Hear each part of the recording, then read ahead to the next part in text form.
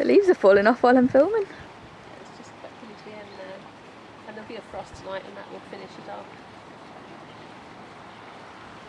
Hi guys! I've got a bit of a different video for you today because there's no food in it. But I've been at my mum's garden and she grows loads and loads of fruits and vegetables which will be ready later in the year, and I'll be using all of it in recipes. So just wanted to show you a little bit about where the food that I cook with is coming from. I actually had started this video and I wanted to show you the herbs that I was growing, which are just these trays. But that's all there is, which isn't really very exciting. So I've planted basil, flat leaf parsley and some coriander, and I'm just growing these inside. I've only got a little window box outside, and I did grow some Tumbling Tom tomatoes there last year, but we're kind of in the middle of two roads and I didn't really like the idea of all of the car fumes and everything that we're getting on them because yeah, basically growing suspended over a main road, so I didn't think they were that great. Yeah, so today I've been to my mum's house and I just followed her around the greenhouse and she showed me what she's growing. She showed me a seed tin. I got some really nice shots of the trees and things there. It was a lovely afternoon, and she grows so much of the vegetables and fruits that we will use in the year. I really just wanted to share it all with you, and I'm hoping to pop back a few times throughout the year and just show you how it's all going as well.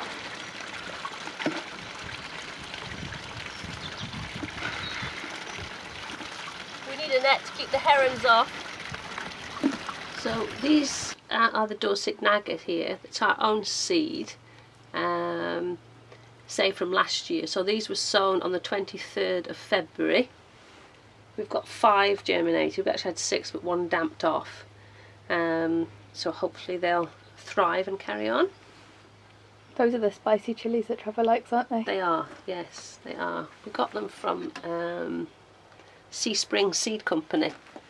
I bought a plant at the Malvern Show last year, so I was hoping the main plant would survive, but it's not made the winter, but fortunately we kept seed. So the tomatoes here in the black pots, these are a heritage variety. The tomatoes are very dark. They look almost like they're bad when they grow, and they taste like tomatoes should taste. This is our own seed because it's a heritage tomato. The idea is that then you pass the seed on to other people. So these were planted on the 22nd of March, and by wit I would be expecting to put those into bigger pots to grow on. Okay. These tomato seeds here are Gardener's Delight, very small tomato, very sweet, the kind of things that people buy in the shops. They're a nice tomato. It's not my own seed, I bought this seed. Again, by Whitsun they'll be ready to go out. The difference between a Gardener's Delight tomato and a heritage tomato is that with the Gardener's Delight, as they grow, you'll take the side shoots out. With a heritage tomato you don't do that because they're an old variety, so they don't fruit as much, so you want the side shoots. White one, Breathing Heart. There's a pink one at the back, but it's not quite flowering yet. These seeds here are runner bean seeds. Again, this is my own seed that I've kept from year on year.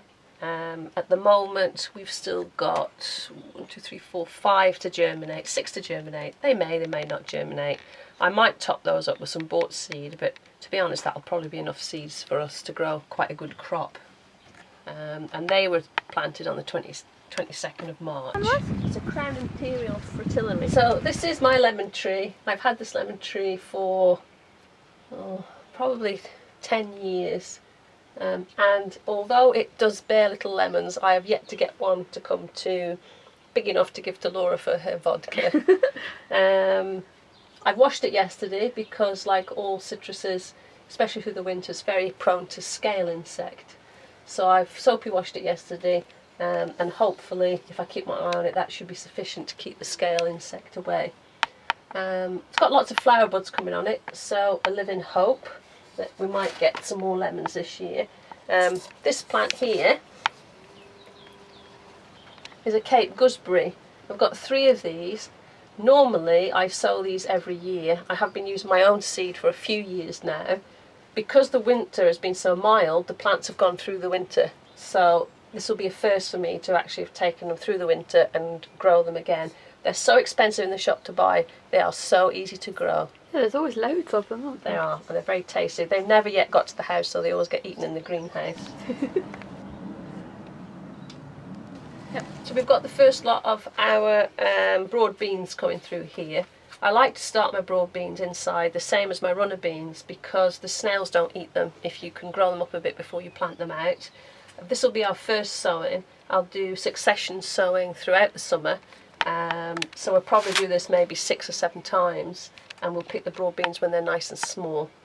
I might try and save our own seed this year, we'll see. Okay, so this is my tomato bed.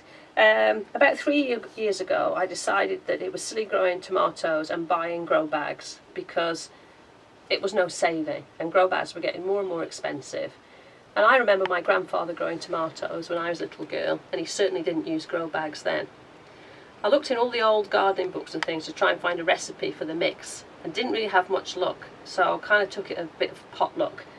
I built myself this frame in the greenhouse. It's just breeze blocks, and the centre block here is loose. The rest of them are concreted together, and it's onto the soil so it can drain away. It's been in here now, this soil, for 2 years, and Easter weekend I'm going to clear all this soil out and I'm going to replace it with my own mix. So I use 2 parts of my own compost to 1 part of horse manure, and 2 generous shovelfuls of wood ash that I keep from the fire in the winter, and that's enough to grow some great vegetables. So I've had 2 years of good tomatoes from this, and in the winter I've grown salad crops in it as well. I'll put this in Easter weekend, and then I'll sow some lettuce into that, and the lettuce will grow until the tomatoes, which you've seen earlier, will be big enough to go straight into this bed. The advantage is I know exactly what the compost is. There's no chemicals in it. It's my own seed. Everything I'm eating is then organic, and it costs me next to nothing. That's a Bramley apple. This is an Egremont russet. This one. It's just finishing now. It's been covered in bees. Very pear tree. It's a very old tree. They're not very good eaters, but they make wonderful juices. And obviously perry cider is made from that, perry champagne. So this is my vegetable seed tin. Seeds generally only keep for 2 or 3 years. It'll tell you on the packets when you should sow them by. And I'm not quite sure why you can get seeds out of Egyptian tombs that grow, and yet if you buy seed it doesn't seem to keep. So this tin is my vegetable seeds. I have 2 other seeds tins that I have here. Put it off. This is a flower seed tin with bits and pieces in there. And this tin is herbs and salads. I don't usually keep them in the greenhouse because it gets too hot for them. I usually keep them in the potting shed. But I've got quite a few seeds for vegetables still to grow. So we'll see how they go over the season. I'm sure you'll come back and film again. Absolutely. Ooh, they're going for it now.